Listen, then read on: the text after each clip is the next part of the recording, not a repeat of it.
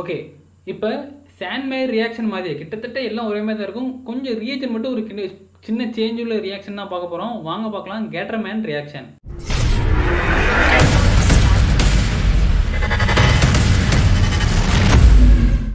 Okay, Gattermann reaction. இந்த ரியாக்ஷனை கொண்டு வந்தது யார்? நம்ம லட்விக் கேட்டர்மேன். ஓகேவா? ரைட். இதுவும் கிட்டத்தட்ட சாண்ட்மேர் தான் சொன்னேன். சாண்ட்மேரோட ரியாக்டன்ட் யார்? ஏற்கனவே சொன்ன மாதிரி பென்சின் டயோசோனியம் குளோரைட். ரைட்டா? வாங்க, 2 பென்சின் டயோசோனியம் குளோரைட் எழுதிக்கலாம். அதில் 3 வரும், இங்கே 2. ஓகேவா? சொல்லுங்கள். C6H5N2Cl. ரைட்டா? இன்னும் சொல்லுங்கள்.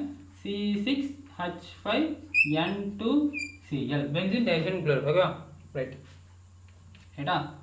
அங்கே இதே மாதிரி தான் போடுவோம். ஒரு கேப் போட்டு ஒரு கோட்டை போட்டு இங்கே ஒன்று. ரைட்டா? ஓகே, அங்கே நல்லா சாண்ட்மேல் நினைச்சு பாருங்கள். Copper chloride, copper bromide, copper cyanide அப்படி வந்தோம். இங்கே வெறும் காப்பர். தட்ஸ் ஆஃப் வெறும் காப்பர். மற்றபடி இங்கே அதே தான். என்னது? Hydrogen chloride, hydrochloric acid, hydrobromic acid. ரைட்டா? இந்த 3வது சயனைடு லைன் மட்டும் இல்லை. மற்றபடி இந்த காப்பர் எல்லாம் ஒரே மாதிரி தான் இருக்குது. ரைட்டா? அந்த குளோரைட் மட்டும் இங்கே இல்லை, குரோமைடு மட்டும் இல்லை. ரைட்டா? சிம்பிள். இதுக்கப்புறம் இதுவும் நீங்கள் ஈஸியாக சொல்லிடலாம். என்ன ரிமாவும்? Hydrogen chloride. இங்கே hydrogen chloride. Right? As usual சொன்னேன்.